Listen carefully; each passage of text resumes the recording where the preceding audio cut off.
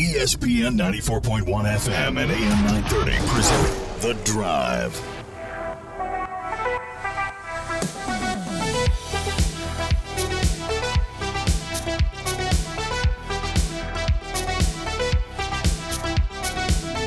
It is Friday, February 3rd. Your drive begins now at ESPN 94.1 and AM 930. I am your host, Paul Swann. Well rested and ready to go after last night's Marshall victory over App State. We're going to hear from Andrew Taylor in a few minutes from last night's post game, also from Taevion and Kinsey, and we'll get Dan D'Antoni's comments. We've also got your reaction to the game, and we're going to open up the text line now, 304-396-TALK, 304-396-8255. Also, I got last night's text as well. This was the strangest thing. So last night we're doing this show, and I didn't get that many texts. I thought, okay, this is strange. It's an earlier game. I don't know what's going on here.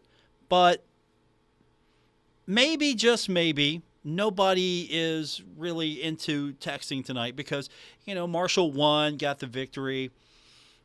And I get home, and I'm putting my computer up for the night and just checking on a few things. And then all of a sudden, I get a rush of text in. It was strange. And so I get a lot of your comments. And if you were up last night, you got a text from me, from our text line. I made sure to let you know I got the text. And we had several comments, and I'm going to get to every one of them.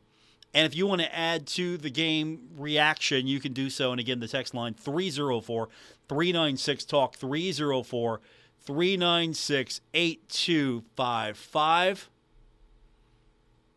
I appreciated everyone tuning in last night and texting, so we're going to get to all of that. You took the time to text me last night. I'm going to take the time to make sure that we read them. And, of course, good news, Marshall women get a victory.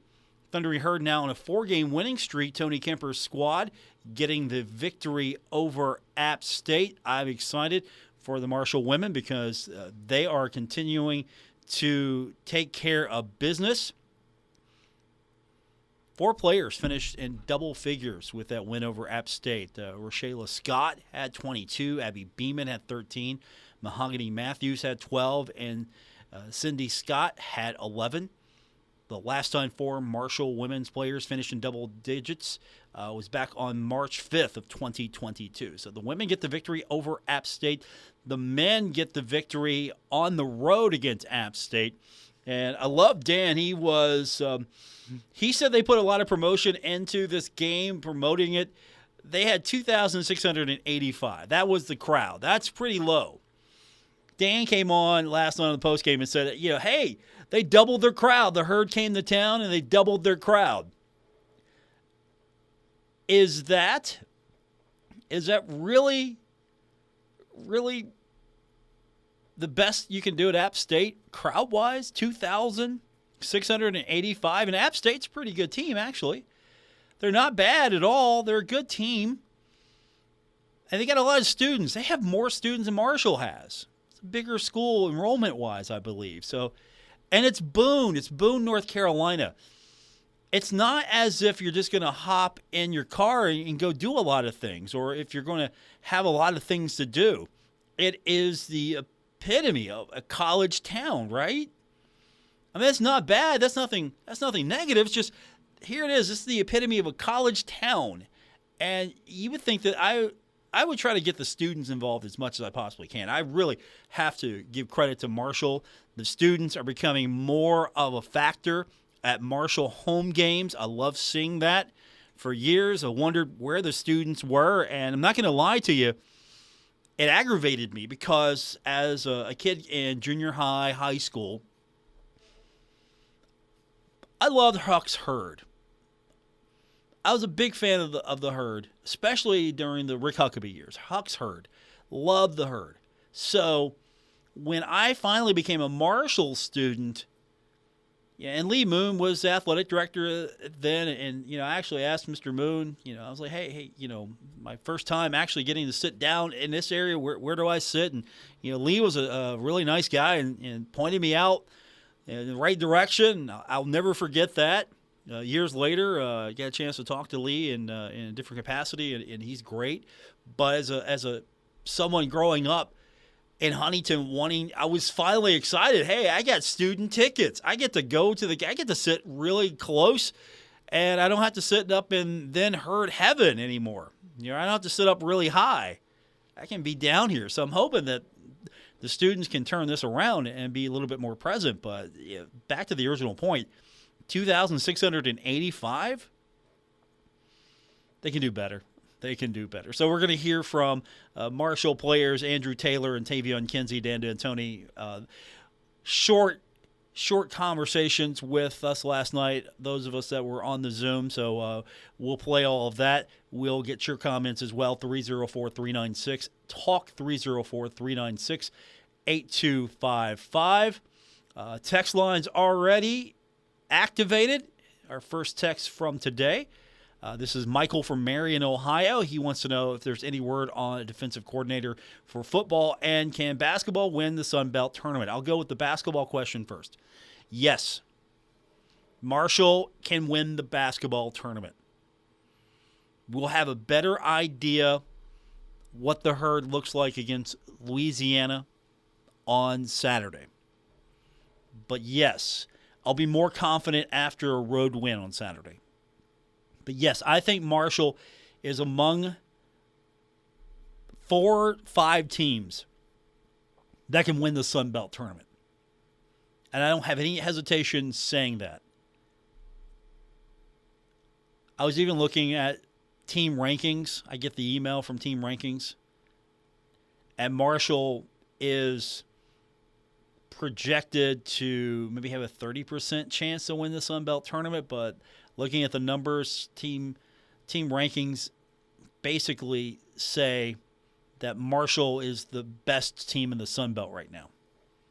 We're going to find out. Also, team rankings predict that Marshall will lose only 2 more games in Sun Belt play. Go in as a number 2 seed in the Sun Belt tournament. I'm hoping that things play out. Marshall can go in as the number 1 seed, but number 2 seed will be fine with me. But yes, I do believe Marshall can win the Sun Belt tournament. Will the Herd do it? And we'll find out. We'll do that together. But I believe Marshall can go in there and win that tournament. That's the most confident I've felt in a while about saying that. 100% believe that Marshall can win the Sun Belt tournament. Now, your first question. Any word on a defensive coordinator for football? Actually, you want to go back and get his full comments, and we ran it on the show a couple of nights ago. I was at Marshall for National Signing Day, and that was one of the questions that came up and they needed to be addressed. And Coach Huff talked about that. They've got to finalize what they're trying to do, but they have identified the candidate or candidates, not ruling out a promotion from within and not ruling out an outside hire. So Coach Huff addressed that a little bit more. I'm going to refer you, if you want to hear his full comments, to the Wednesday edition of the show, and we post that podcast on Apple Podcasts, Spotify, or what you could do if you want to try to keep track of everything we do is get the app. Go to the App Store. You can start by going to WRVC.com, and we have the links to the stores for your Android or your iOS device, and you can download the app or search on your App Store for ESPN 94.1 and AM 930, and there's a tab where you can actually listen to the podcast. So if you have a chance and can listen to the show live, you can do that, or if you miss it, you can get the actual podcast later on in the app. So it's pretty cool. Check it out. But I will refer you to his full comments from Wednesday because he goes on for a moment or two about that. But he said basically, yes, they're going to have something soon. They're waiting for the whole National Signing Day period to have passed because there were some some prior commitments with the candidate or candidates they're looking at or talking to, and he did not rule out an in-house promotion, and he did not rule out – I know he's covering all his bases with that, but it could be someone in-house. I think they're looking both places, in-house and outside as well. I mean, you got to get the right guy for the defensive coordinator position. That's going to be a huge, huge position for the Thundering Herd, especially with National Signing Day. You look at the class, a little defensive heavy. So you're going to have to make the right decision there and make the best possible choice you can. So hopefully with Marshall's prestige on the defensive side of the ball growing, maybe you're going to attract someone that will be just as good, if not better, than Lance Guidry. My hope is you can always find someone just as good, but if you can, try to elevate the position, and that's going to be a tall task, especially with what Coach Guidry did with the defensive side of the ball. Basketball continues. Let's talk about the Herd's win against App State. We'll also get your text in. I've got plenty to begin with, and we're going to do that at 304-396-TALK, 304-396-8255. We've got last night's feedback, as I mentioned earlier, if you weren't with us at the very top of the show. For some reason, at 11:07 p.m. last night, I get all your texts. So we're going to go over those. We're going to run down what happened last night with the Thundering Herd. It was a great performance from Andrew Taylor, Taevion Kinsey with 15 as well, and the Thundering Herd getting the victory. We'll talk about that with you. Then we'll hear from you on tonight's edition of The Drive on ESPN 94.1 and AM 930.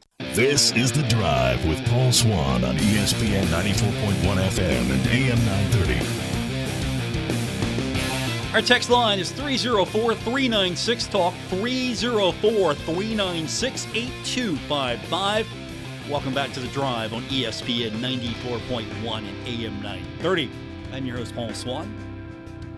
Marshall's victorious yesterday on the road against App State, 66-59. Thundering Herd did it with a standout effort from Andrew Taylor, 21 points, shot 7 of 15. I'm sorry, 7 of 16. I don't want to shortchange him there, but 3 of 5 from the three-point line. He was perfect from the free throw line, 4 of 4.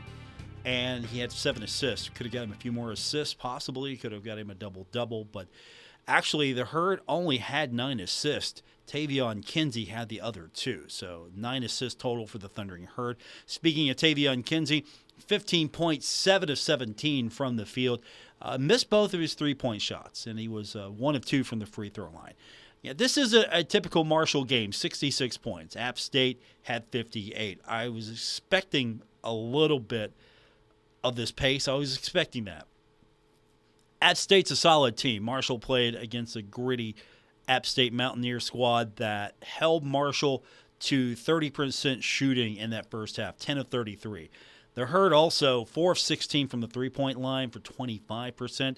Second half, 12 of 29, so a little better, 41%. And the three-point shot about the same percentage-wise, 25%. Marshall was 3 of 12, so the good news is Marshall was able to hit free throws, 8 of 10 in that second half, 7 of 8 in the first half for 15 of 18 line. It was 83.3%. I'm good with that. Marshall had an 11-0 run. That was the biggest run of the game. Marshall led by 10 at one point with 3:03 to go. And Marshall, I felt, was good at weathering storms. App State would push, make a run, then Marshall would stop that and answer. So Marshall was good at that. In the game, Marshall was competitive in the paint, 26-24 in favor of App State there as far as points in the paint. Marshall got a lot of its points off turnovers, 19 points off turnovers, only 9 for App State. Second chance points, I like this number, 15-6 in favor of the Herd. Fast break points, I like this as well, 14-4 in favor of Marshall. And then bench points, Marshall got 14 bench points. And again, this is a low-scoring game. App only got 7. Foul trouble hindered the Herd a great deal. Micah Hand-Logden at one point had to sit out a lot of the game, picked up some early fouls. Also, Obina Anachili-Killen had some foul issue as well. Hand-Logden for the game had 4 points, 2 of 3. Missed his lone free throw. Had 10 defensive boards and 1 offensive grab for 11. So 11 boards, 21 minutes 2 blocks, by the way. That's not bad. That's not bad at all for 21 minutes. Imagine if he would have been out there another 10, 11 minutes. Could you imagine the performance there? And, of course, Obinna Anachili Killen. Got to keep him out there. 22 minutes. He was 1 of 5. 4 points. Missed all 3 of his 3-point shots. Every time I say I don't like that shot, then he comes back and hits it. So I'm going to keep doing that. Every time I say it doesn't fail. I don't want to see Obinna Anachili Killen taking those 3-point shots. I don't want to see it. And then he comes back as if he's heard me and he's going to prove me wrong, and he hits them. And then I got to talk about how, hey, that was great. He hit those 3-point shots. He's a defensive guy with offensive potential. That makes sense. Offensive potential. It's a bonus, but you got to get him out there for the defensive side of things. He had 5 rebounds in the contest, and he also had a block. Marshall had 10 steals, total 4 blocks in this one. As I mentioned, Andrew Taylor, solid performance from him last night. Sometimes it's not going to be Taevion Kinsey leading the way. It's going to be someone else like Andrew Taylor. And we caught up with him after the game, and he talked about how this one played out, which was different from the last time these two teams met. It's a good road win. We came out a little bit flat. We picked it up a lot quicker than we usually do. Just the energy, on the road. We're 33,000 or 3,300 feet in the air over here, so some dudes feeling lightheaded and stuff. But we kept the energy, kept it up in the second. We came out. They hit a lot of big threes in the first. They had that big dude who was battling down low in the second as well, just hitting all those jump hooks and stuff. And then towards the end of the game, we just got into our stuff. Get it to Dave, me or Cam, let us do the work, and get it to the bigs if they're open, and finish the game out. That's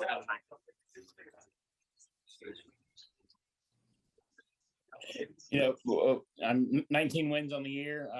The second time you've seen App State this year, how is this matchup different than the first? I feel like, anytime you play a team the second time around, it's going to be harder. I feel like we both kind of scouted each other, and we both had to, do some things in the flight this game. You come off the screen, and it's not being played the same way as last time, so you got to adapt to that, throughout the game. And I think that's why we came out in the second, and, both teams probably started picking it up offensively. Now you look forward to a Saturday night matchup with Louisiana. That one, on paper, looks to be pretty good. How excited are you to go see another one of the top teams in the Sun Belt on the road? Oh, for sure. I think all of us look forward to coming here and going to Louisiana just because, it probably started in football with the football rivalry. And then, we want to keep it going in basketball. So we came here and got a good road dub, and we look forward to doing it in Louisiana as well. Louisiana is an important game. Marshall taking on one of the two teams that occupy the top spot. Marshall is right behind the leaders with a third blemish on the Sun Belt record. Hopefully will give Louisiana its third blemish and make it a little bit more interesting at the top. Southern Miss and Louisiana leading the way, followed by Marshall. And that was Andrew Taylor with 21 points, 7 of 16 from the field. As I mentioned, Taevion Kinsey doesn't have to lead on the scoreboard. He still was an important part of this one, 7 of 17 for 15 points. He missed his 2 3-point shots. Andy had a few more attempts from the free throw line. Taevion was 1 of 2 from the 3-point line, but he also had 5 rebounds and 2 assists. As I mentioned earlier, 7 assists from Andrew, 2 from Taevion, 9 assists total in the game. So not a lot of scoring to begin with here, 66 points. Not a Marshall-like score. Taevion Kinsey, always happy, especially when other players are out there. And I asked Taevion the same thing I asked Andrew, just to kind of how did it play out, break it down for me, as this one was the second time these two teams met. How was it different from the last time?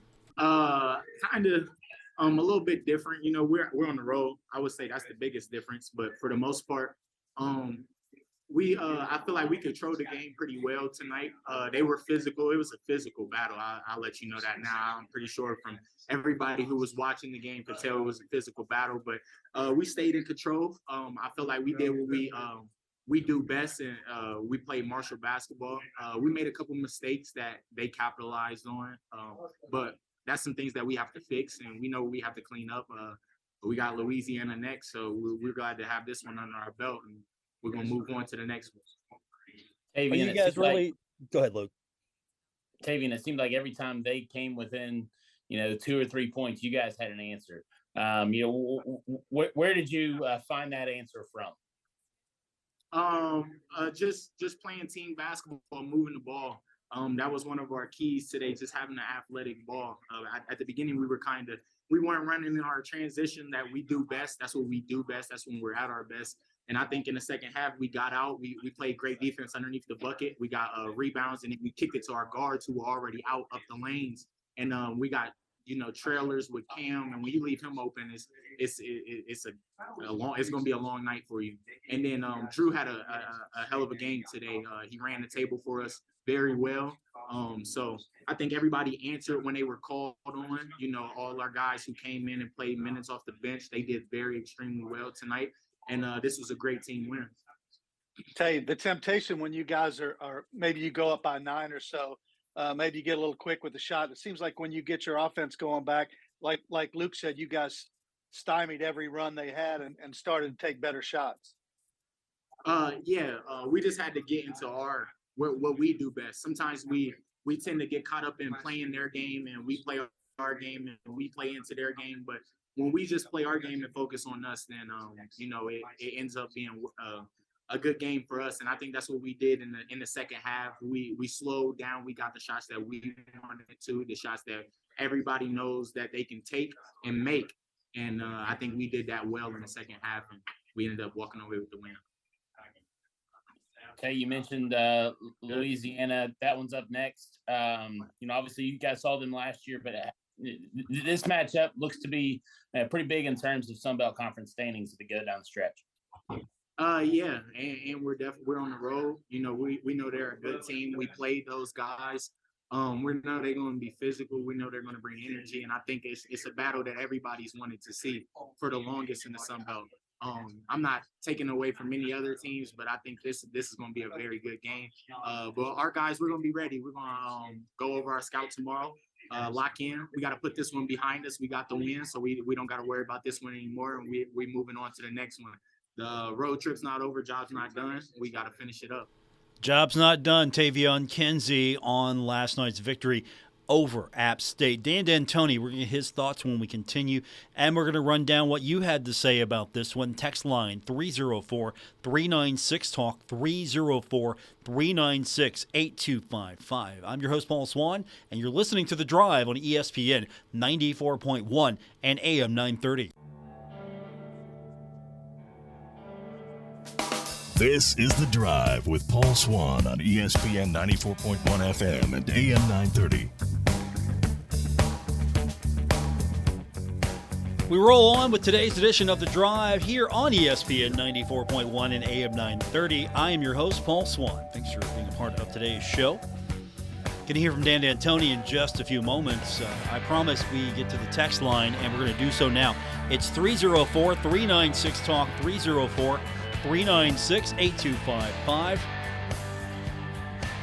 And if you weren't with me earlier, yesterday during our post-game show, we do that after every Marshall game. All the texts came in after I went home.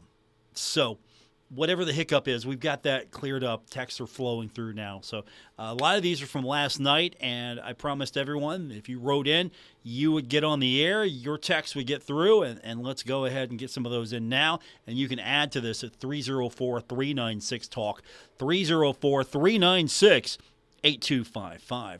First up from our text line, texter wrote in and said, probably the best coach game this year, and congrats to the Sheriff for a superior game.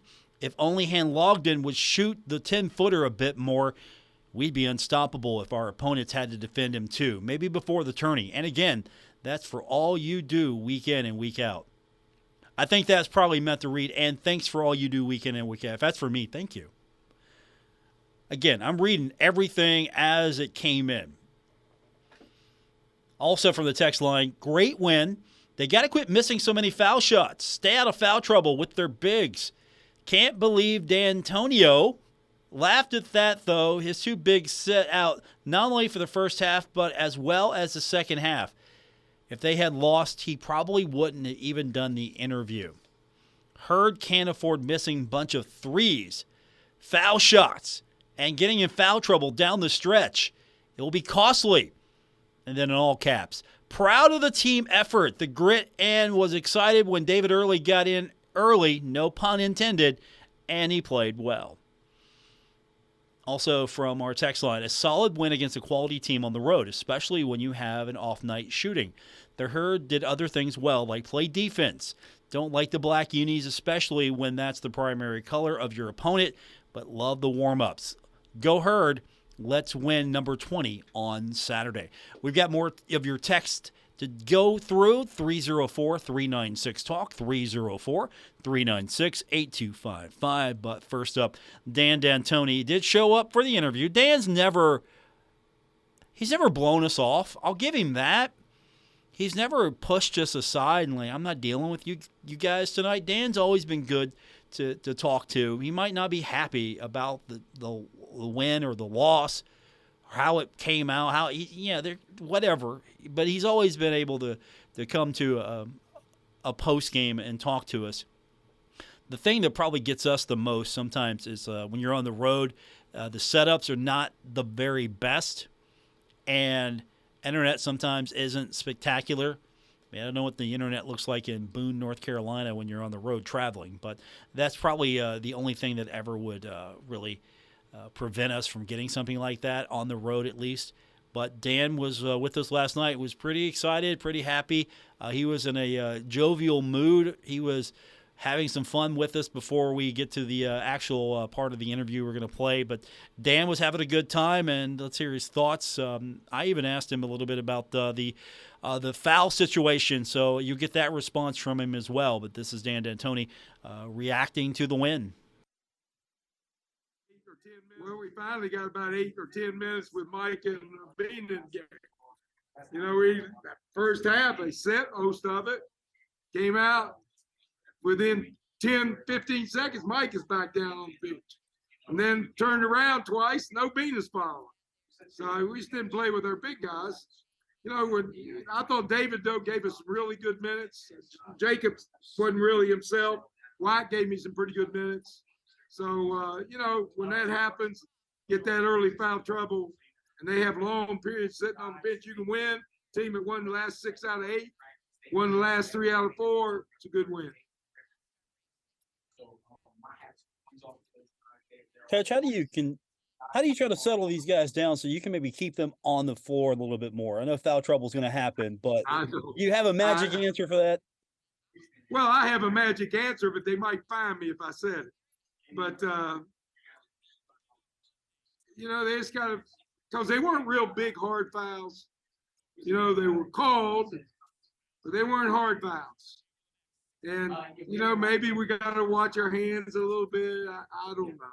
But, you know, they were called. So we'll look and see what we can do to help them out. But, you know, I just didn't see a hard foul on any of the three. I think Obina, one time he reached in there hard. But other than that, I don't know. We just have to get better position, you know, just play a little bit better. Coach, you put this one behind you, another road game at Louisiana Saturday night. That's a big one in terms of conference standings. Well, it's funny. They had double their numbers here tonight, normal. For what I understand, they've done a lot of promotion for this ball game. And that's a good thing and a bad thing. But good thing is that people want to see good basketball. They know we're coming in the town. We got one team that's going to play good and usually makes the other team play better. So you're going to get a good ball game, going to play hard. It is meaningful. It always helps when it's meaningful and as far as standing goes. But good ball club down there. We played them at home last year, played them pretty well. And it's basically the same team. So we just got to go down and take our game again. It's not so much about what they do, our game. And that they got posted in your locker room. They got posted on both ends of the court. They got posted going out 3,333 feet. And I'm telling you, it does take a little of the air out of your lungs. And I didn't think we were as sharp, especially affected people who are not real real strong yet physically. Jacob got affected by it. And, we just got to get, it's a good win to get out of here with that team of hot. Just go down and see what happens. We're playing to the end of the season anyway, every team. So we want to win all we can. Love to win the conference, believe me. But you know what? We're capable of winning the conference tournament too. So we want to do everything we can to win the conference and then move on into the conference tournament. It's one game at a time. And this next one's a big. Next one is a big one. You're taking on one of the two co-leaders, top spot in the Sun Belt. You want to get positioning.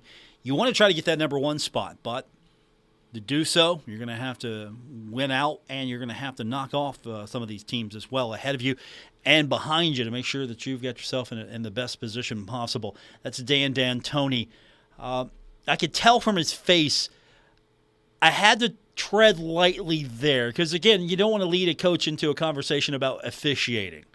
You don't want to deliberately set up a coach to talk about how bad the officiating was or anything like that. You want to ask about, how do you keep these guys out of foul trouble? But at the same time, officiating is a sticky, sore subject with coaches, and they can get in trouble with it. So, hey, what do you got?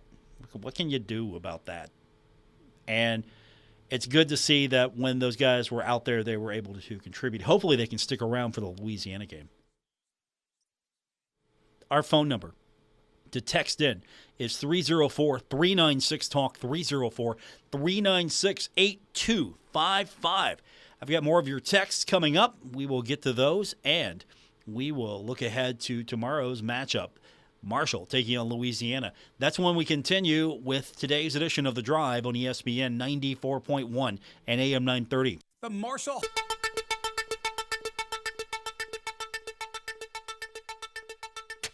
This is The Drive with Paul Swann on ESPN 94.1 FM and AM 930.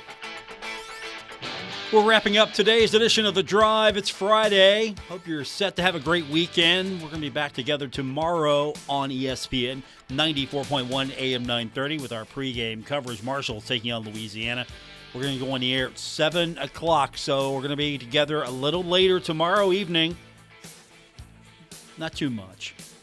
Hour different than what we're used to, so we'll have fun together here as we get you set tomorrow for Marshall basketball, and then right back here after it's all said and done to talk about it, and we'll give you the opportunity to do so at 304-396-TALK. That's our text line, 304-396-8255. I'm your host, Paul Swann, of this edition of The Drive. I am the Paul Swann in The Drive with Paul Swann. Let's get back to the text line, and I'll give you that number one more time. Can never give it out too many times. That way you have it. Program it in your phone, by the way. Just go ahead. Put that in your phone now. 304-396-TALK, 304-396-8255. From our text line, texter wrote in and said, "Hey, Paul, I like our team, and we are only going to get better. Our defense is pretty solid. Honestly, I think we could be the best in the Sun Belt Conference. Feel good about getting in a postseason tournament. Is it too early to compare which team is better, Elmore his senior year or this team? What do you say?" Great job, rock on, go Herd. I appreciate that. That's from Holmes. Let's ease up here just a minute. If we're going to compare teams to teams, this team has got to win the Sun Belt tournament and get to the NCAA. That's going to be the standard. The standard is, can the team get to the NCAA tournament? And to do so, the easiest path is winning the Sun Belt tournament. And so if Marshall can do that and get to the NCAA tournament, then we can have that conversation. This team or the Elmore team. I know there's only a few years separation, but that Elmore team did get to the tournament, did win a tournament game. That hadn't happened for Marshall before. So that was something. Now this team's got to get to the NCAA tournament and win a tournament game and maybe win a second tournament game. That would be something to see Marshall basketball be able to do. Start building upon some of that past success here. I mean, Marshall for a long time was a basketball school. I think that's just fair to say. Marshall had some nice success. Not NCAA tournament success, but Marshall has some nice success over the years in basketball. And so if this team can win the Sun Belt tournament in its first year as a conference member, that would be fantastic. And then if you can get into the NCAA tournament and win a game, I think then we can have that conversation. Until then, I think it's too soon to have that talk.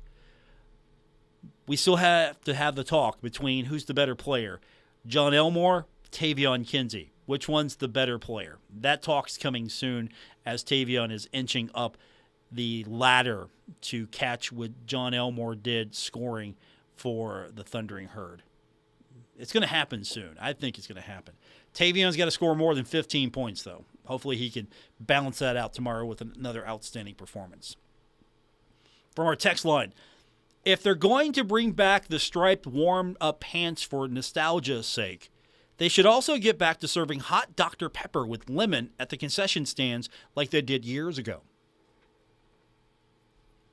First of all, you should always have Dr. Pepper at the concession stands. Always. And I think I'm going to need to talk to A.D. Spears on some of these issues here. I'm going to have this conversation with A.D. Spears because there should be hot Dr. Pepper with lemon. I like that. I'm thumbs up. I endorse that. Bring that. Also, there should be Dr. Pepper in the media room. This is a me issue, not a you issue, but I'm bringing it up.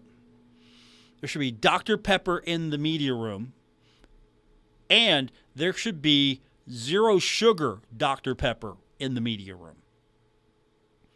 Since Pepsi products are the product of the land on campus, I want zero sugar. I want Dr. Pepper and zero sugar Dr. Pepper. And then I want zero sugar Mountain Dew. I think those should be options here. But yes, hot Dr. Pepper lemon, I endorse that. I like that. That's a great beverage choice. So let's bring the hot Dr. Pepper back with the lemon. Let's do that. And then let's bring in some new modern flavors. Like one, always have Dr. Pepper. That's a classic flavor. You need to always have that. And then you need to have zero sugar Dr. Pepper and zero sugar Mountain Dew. If we're pushing it, I want a zero sugar cherry. Again, I got to stay in the Pepsi line. So zero sugar Pepsi cherry. I'm not a Pepsi drinker, but I will definitely take a zero sugar cherry, a Pepsi cherry, which is a fine drink. It compares nicely. It's not better than, but it compares nicely to the Coke cherry, especially the Coke Zero cherry. I endorse this. Text line wrote in, sloppy win over crappy state. See what you did there. But a win is a win. Time to rage on the Ragin' Cajuns. Go Herd. It's an important game. I think Marshall knows this. It's an important game. You win this, you close the gap. Not to borrow from Coach Huff, but right now you're chasing Louisiana and Southern Miss standing-wise. If you beat Louisiana, you're chasing Southern Miss. And maybe Southern Miss stumble somewhere, make this a three-way tie. But Marshall's got to win this one tomorrow. It's going to be a game to determine, I think, where Marshall ultimately ends up. This is going to be one of the key games. Because I think Marshall can go out and win the majority of these games. There might be a couple of games left on the schedule where they're going to be dogfights. James Madison, for example, could be a dogfight. But, Marshall is projected, according to a couple of services that I'm following, like Team Rankings, for example, has them finishing second, meaning getting a second seed in the tournament, projects them as the best team in the Sun Belt, but have them finishing second right now, and projects them to win every game moving forward in league play in the regular season, except two. So have them finish second in the league. That's not terrible in your first year, but if you can get that one spot and you can win the regular season crown, that's going to be a nice accomplishment for Dan D'Antoni, especially after last season where, let's be honest, some of you not naming names, some of you maybe thought it was time for Dan to step aside and move on from what D'Antoni basketball looks like at Marshall University. That doesn't seem to be the case right now, as Marshall enjoying possibly getting its 20th win. And that's going to do it for this edition. We're going to be back here on Saturday. Marshall is facing off against Louisiana. It'll be game number 2 of the Marshall day-night home-road doubleheader of sorts. The Marshall women are in action on Saturday against Georgia State. So if you can, go support Tony Kemper's squad. Be back here for tomorrow pregame, 7 o'clock on ESPN 94.1 and AM 930. Also going to be on 93.7, The Dog.